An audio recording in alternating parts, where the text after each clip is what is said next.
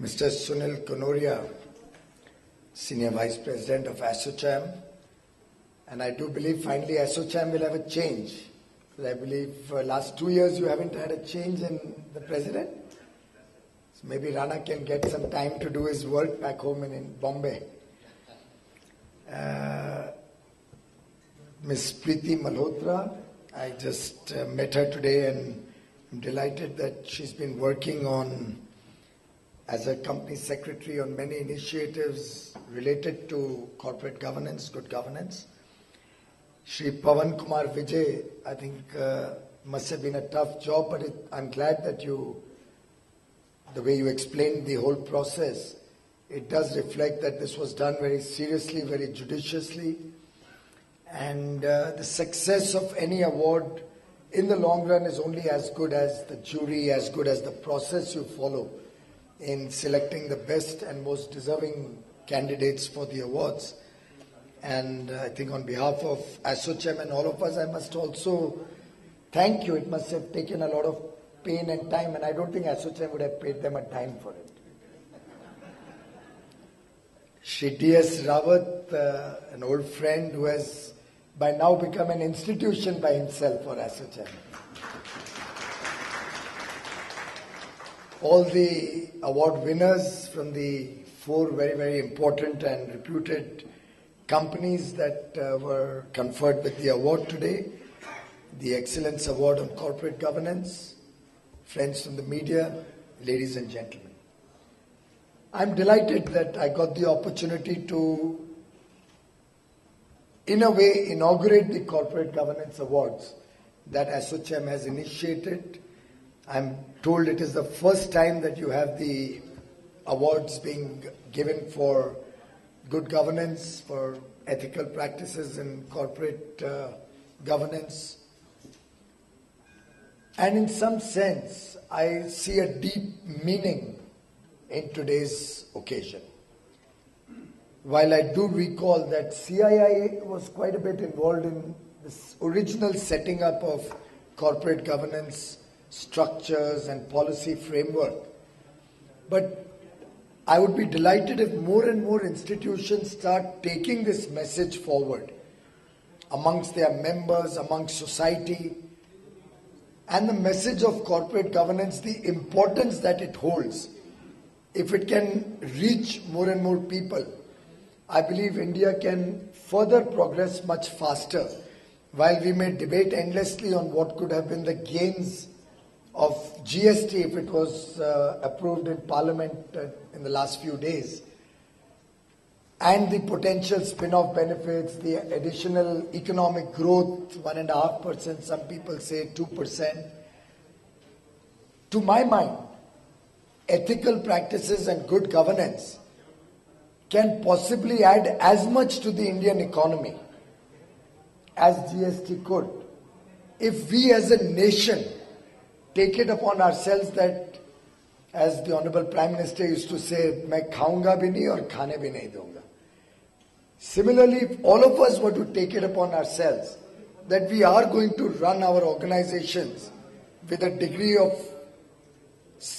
serious and ethical guidelines, if we are going to run our organizations with defined processes which will always have an element of integrity at the core, to my mind, getting a 1.5–2% bump in the GDP, additional growth in the GDP, is certainly not impossible, very much possible, very much doable, very much achievable, and possibly one could do even better than that. The impact of good governance, the impact of corporate governance can be felt when one looks at the top Sensex stocks. And you'll find the good companies, the reputed companies, are given a premium for good practices. NTPC or Unilever, 2 very live examples in front of us today. And in that sense, also a very interesting day for me, because I have a connection with all the 4 prize winners today. Your first award went to Star Union Daiichi. While I have no involvement with this company, but I used to bank with Union Bank of India. And they were my bankers in my years as an entrepreneur, in my years running a small scale industry and then taking it forward to medium scale. And all those years, the good and the bad years, Union Bank held my hand like it was truly a bank which to my mind is one of the finest banks in India. And I've said it publicly on many occasions. They were with me through thick and thin, through my worst times, when some of the private banks really came with a ton of bricks on me. It was Union Bank, and I can recount so many illustrious chairmen of this bank, right from Mr. Leeladhar, Sarkar was there until recently. Every banker who came to Union Bank only added to the luster of the bank. And I'm sure some of those good practices must have come into the insurance company as well. And I'm delighted that you have been conferred the award today. The second award was given to Unilever, where my brother-in-law worked for over 30 years. Mere Saga Jijaji. So in that sense, I've been exposed to a lot of people from Unilever, Hindustan Lever as it was called in those days. I have seen the highest standards of ethics being practiced in that company.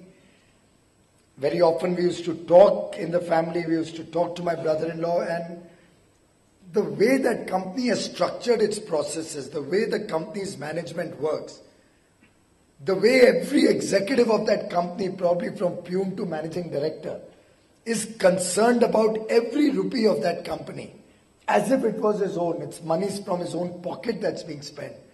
And I've seen that right in front of my eyes.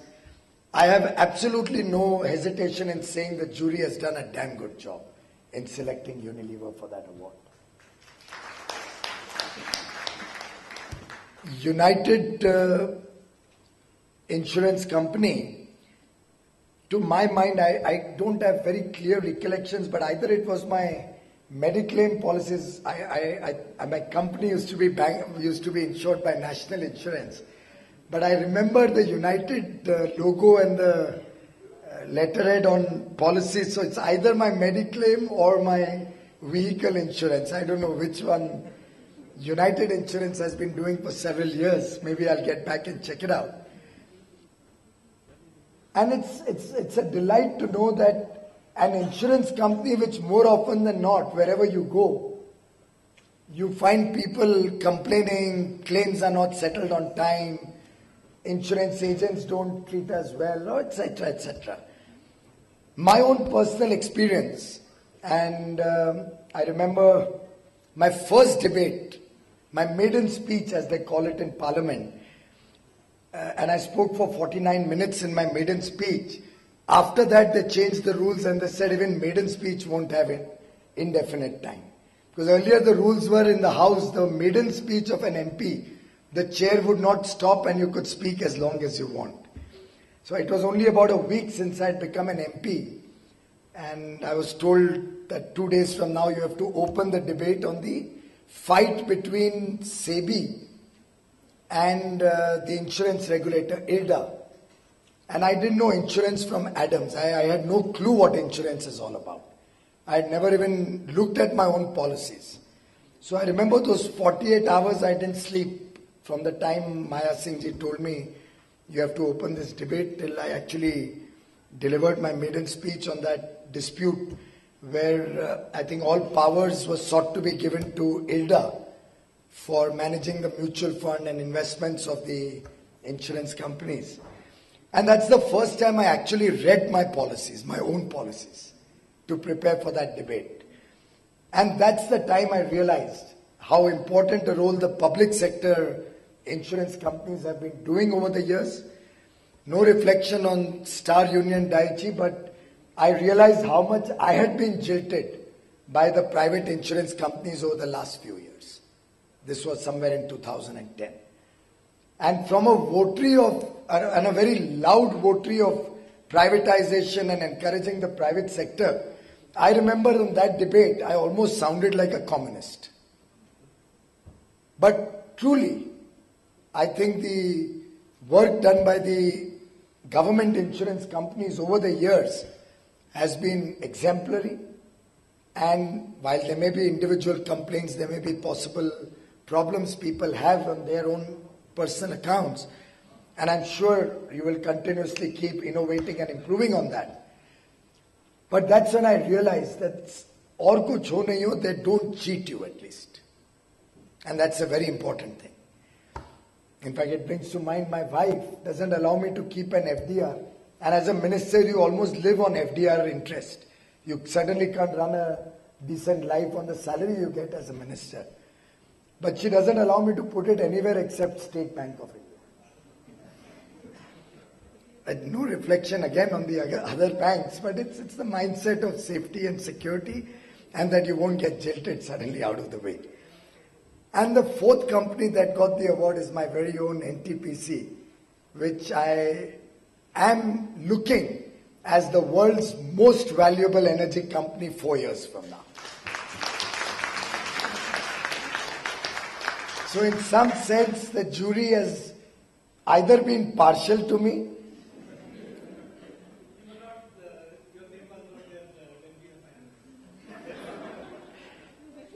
but the deep connect I have with all the four companies makes me doubly happy to be amongst all of you to inaugurate this award function. And I believe you've had a very good panel discussion before I came. But I'll just share a few thoughts on how I look at corporate governance and leave the rest for you to take forward as a mission. I'm delighted that ASSOCHAM has embarked on corporate governance as one of the themes going forward. Sunilji himself is very passionate about it. And in the last year and a half, I have seen ASSOCHAM truly emerge out of the shadows. In terms of concrete suggestions, in terms of doable agendas, what ASSOCHAM has come up with particularly in the last year and a half, has truly been remarkable. I must compliment that. Corporate governance to me is truly the concept of trusteeship. It's ultimately if each one of us in this room accepts the fact that in our work, it's not the salary for which we have come here to work, but we are working as trustees of the stakeholders. They could be shareholders, they could be the promoters, they could be your customers, it could be the government who has to collect the taxes from you.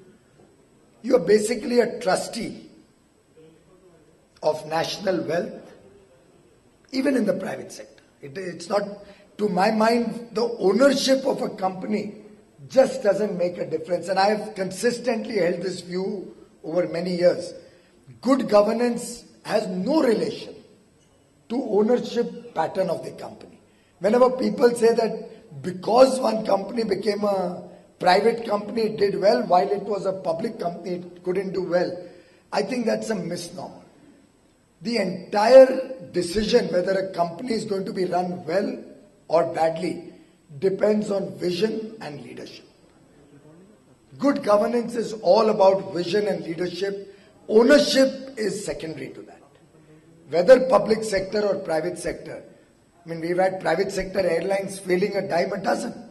So while you may have a public sector airline not doing too well, but when we sit down and analyze and see the impact maybe of government operations that public sector aircraft carrier has to do, of the government sponsored activities like pilgrimages and all that the airline has to do, there are so many reasons that one will have to factor in, not to say that otherwise it's necessarily the best run organization. But one will have to understand the deep restrictions within which these companies work to be able to truly realize and appreciate whether a company is doing well or not doing well on the corporate governance front. In fact, I joke with my colleagues in the ministry that after a year in the government, I have now become trained to think like a bureaucrat. Because I'm also starting to see that when I'm making a note on the file, what is going to be the potential future where the person will look at it with a probing eye, maybe an investigative agency maybe a vigilance officer. What will be the CVC's view on that? What will be the CBI's view on that? Have I gone as per proper procedure? Is it the L1? Quality very often loses out to process and lowest standard in government working. And within all these constraints, I'm not even talking about political influence because I'm on the other side of the table. But within all these constraints, to be able to run a company as well as NTPC does, or as well as United Insurance does, and so many more Maharatnas and Navratnas that we have in India, I think is truly remarkable. It's a recognition of the sincerity, of the diligence of all of these persons who have worked for years on suboptimal salaries. I mean, if I was to compare what a private sector bank chairman gets with what state bank chairman gets, it's abysmally low. It's a shame that we are not able to recognize talent that is there in government, be able to truly compensate them for the type of risk and activities that they do. A loan may get into a default in a private bank with absolutely, literally no accountability. Whereas the same thing, if it happens in a public sector bank, God knows he could be hounded till the end of his life. And within all that constraint, when you demand that Jan Dhan accounts have to be opened for the poor of the country, it's the public sector which is in the forefront. When you demand that power has to be given cheap to the poor of the country, it's the government generators who are at the forefront. When you demand that social security has to be given to the poor of the country at 12 rupees to ensure that they get 2 lakh rupees insurance in the event of any accident, it's the public sector companies that are in the forefront. I'm sure others do small elements, small numbers. But when you look at their size and their contribution to such social schemes, I mean, very often the private sector banks, I feel, in the garb of priority sector lending or agriculture lending, are able to circumvent with a lot of innovation, which public sector banks don't do. They do the true lending to the agriculturists, to the poor, to the deprived. Whereas very often others find a way around the system, around the requirements. So in that sense, working within the government, working within the constraints of the government, and running such wonderful companies like NTPC or United Insurance is something truly to be, or even Union Bank of India or Bank of India, is something truly to be proud of. And I must compliment particularly these PSU companies with these constraints to be able to do such good work. Of course, the Indian model is a little different from what we see in the West. In the Anglo-Saxon model, probably corporate governance is about disciplining management. In the Indian context, to some extent, because of the close interplay between management and ownership, what we really require when we talk of good governance or good corporate governance practices is disciplining the owners. So it is me as the minister who needs to be disciplined to make sure NTPC does not fail. And that is a critical difference when we define our corporate governance standards that we have to do in the Indian context. Even in a company which may be run by the private sector, so an industrialist runs a large conglomerate, he can choose to run it honestly, he can choose to run it dishonestly.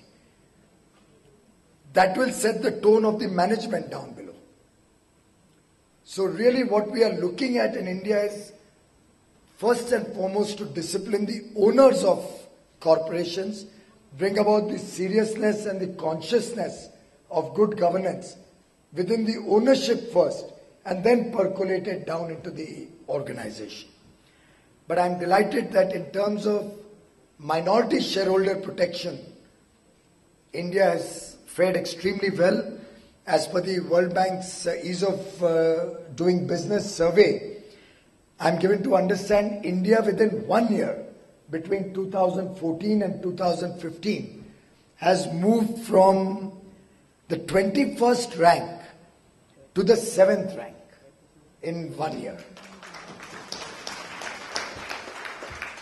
And I'm sure the regulators, the government, everybody has a role to play in that. And India's 7th rank, when you compare maybe to China, who is 132. So minority shareholder has no meaning over there. And for that matter, even US is ranked 25. The so-called paragon of, well, whatever, they want to put their practices on everybody. But they are 25th on minority shareholder protection. Russia is 100, but all of that we can leave on the side. In fact, the KPMG, whose report, and I must say, all the reports that I'm seeing today are quite interesting. I'm hoping to carry all of these and see if I can read them, particularly the one on frauds in the financial sector and the one on technology, law and technology. KPMG says India is ranked 4th in the world amongst the developing economies. In the world it ranks 4th. Amongst the developing economies it ranks 1st. Amongst companies which are amongst countries which are focused on corporate governance. I don't know if that is absolutely correct, but that's the data that was put up to me. Somebody from KPMG could probably advise us. So 4th in the world, 1st amongst developing countries in its corporate governance practices. I think that's truly something for all of us to be proud of. Company secretaries have an important role to play in this. And towards that end, we in government are looking how we can bring good governance into our own practices, into our own functioning. How do we as government, how do we as the political establishment set benchmarks for good governance? And as you are all aware, we've declared 25th of December, which is both Christmas, very, very auspicious day, and former Prime Minister Shri Atal Bihari Vajpayee's birthday as Good Governance Day. And this government, by its actions of the last 16 months, has demonstrated a serious effort to bring in good governance, to bring in best ethical practices, to bring about a sea change in the way government thinks, the way government works. And awards such as the one instituted by ASSOCHAM today help to encourage those who have not received an award and inspire them by the awardees today and ensure that the awardees of today understand this responsibility cast on them to live up to these awards. So in a sense, it's great to win an award, but then you have to also take the responsibility of justifying it so that 5 years down the road, a Satyam type scam doesn't hit your company and people start suspecting the very veracity or correctness of the award itself. I believe they also got a corporate governance award one day. But that is where the awardees have to take this award with all humility to understand the serious responsibility cast on them to continue to do better. And I'm going to hold NTPC to this when I'm continuously telling them, you have to be the world's most valuable power company in the next 4 years. This award is going to help me to set those standards on them. And I would like to thank ASSOCHAM for giving all these 4 companies this award and encouraging them to continue with these best practices, but also giving a message to the thousands of companies outside the ambit of today's award function to get inspired to become possibly award winners next year and in the years to come. Of course, I believe CSR, corporate social responsibility, also has a very important element in any such good governance or corporate governance practice. And towards that end, NTPC, at least to my knowledge, is very committed and doing a lot of work. They've probably built some 38 or 40,000 toilets in the schools of very, very remote areas in Orissa, in West Bengal, in Jharkhand, Chhattisgarh, several times in remote Naxalite areas in the last 12 months. As a part of Prime Minister Narendra Modi ji's vision that every school in India should have a separate toilet for boys and girls. And in fact, I don't know whether it was NTPC or one of the PSU people under my charge, when they had gone to survey one of these schools, they actually got hijacked, they got abducted. They were abducted by the LWE elements, the extremists over there. And I believe they came back after 8 days, 8 days ke baad they came back. When we explained to them कि भाई अच्छा काम करने जा रहे थे, इनको छोड़ो. So under these trying circumstances, they have been going all over the remotest and the most deprived and backward regions of the country, making toilets for boys and girls in school. And all of this helps you to really evolve as an organization and helps you to improve your own good practices, because all of these become kind of missions in life. And these missions help you to do your work more honestly, more diligently, and the outcomes give you the pleasure which I think no amount of profit can. So I believe we have an opportunity now with ASSOCHAM also coming out with this award to truly look at in the future what the Gita says, Yatho Dharma Tatho Jayas. Success goes hand in hand with righteousness. So if we can all, and all these 4 awardees to my mind are companies where ethical practices are very important and are an integral part of the success to get this award today. So we have an opportunity as a nation, if we all take it upon ourselves to change the way we do work, change the way we do our business practices.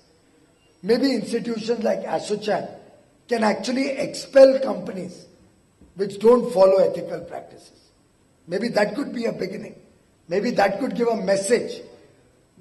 There could be a committee, just like you have a jury headed by a former Chief Justice, which could take any complaints against companies, hold them accountable, give them an opportunity to be heard, but maybe expel the companies which are not known to have ethical practices. It's a big message to companies, to corporates to do better, to be honest in their work. So in that sense, the fact that you are recognizing good governance, the fact that corporate governance and excellence in corporate governance is being awarded today is a milestone or a landmark day for ASSOCHAM. I once again compliment all the winners and hope and wish that in the years to come, all these companies continue to be both proper and prosperous. Thank you very much.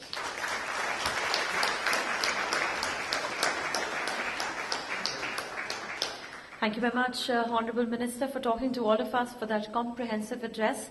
I would now like to invite Shri D.S. Rawat, the Secretary General ASSOCHAM, for the vote of thanks. Honorable Minister Shri Piyush Goyal ji, President-elect Shri Sunil Kanoria, Madam Preeti Malhotra ji,